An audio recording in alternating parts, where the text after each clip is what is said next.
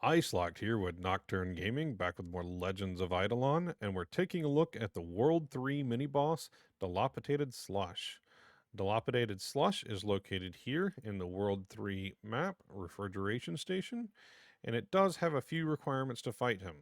The first is you need to make a bucket of slush, and this is made with a recipe that is dropped from any mobs in from the refrigeration station all the way up to the thermonuclear climb with the thermistors. So fighting any of these mobs to get that recipe.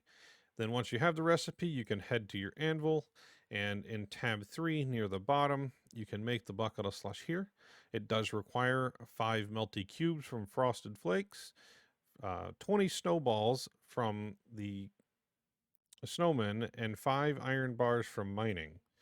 So the next requirement is accuracy, and he does require at least 1,000 accuracy for a 5% hit chance, and at least 3,000 accuracy for a 100% hit chance. He does hit fairly hard, so make sure you bring plenty of food, as it is not currently possible to gain enough defense to ignore his damage. So once you've met these requirements, you can head here, and to summon the boss, you simply need to drop your bucket of slush on the snow pile in the top right corner. So right now there is only one snow pile, and once you summon the boss, it will disappear. Snow piles respawn on a timer, and it requires a minimum of 4 days for the snow pile to respawn. More snow piles will accumulate, so you don't need to fight the boss every 4 days, but the timer does slow down with each pile you accumulate, and up to 10 snow piles can spawn over a course of 69 days.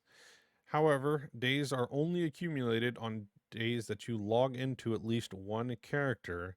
So for the minimum respawn timer, you do need to log into at least one character each day.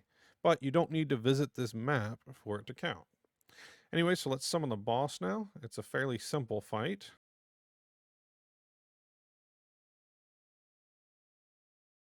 There we go. Okay, so we've got our bosses up and we can start fighting.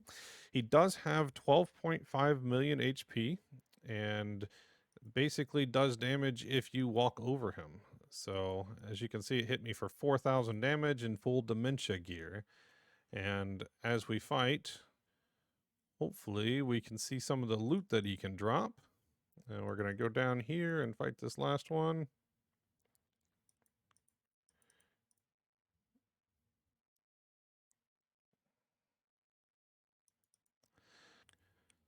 So now taking a look at the loot that he dropped, the main things he can drop are the Dilapidated Slush card, the Slushy Obol, which gives a benefit to skill efficiency, Cheese or Keys, the Slush Skull, which is a low-level worship skull that is slightly better than the crafted version, and the main thing we're looking for from him is the Midnight Stopwatch recipe here, and it does give you 2% to fight AFK gains and 3% attack speed. He does have a chance for the normal things such as coins, time candies, or XP balloons, and it has a chance for gems as well. Don't forget to hit that subscribe button if you're enjoying this type of content, and a huge shout out to our Patreon members that support the work we do. Thank you from all of us here at Nocturne Gaming.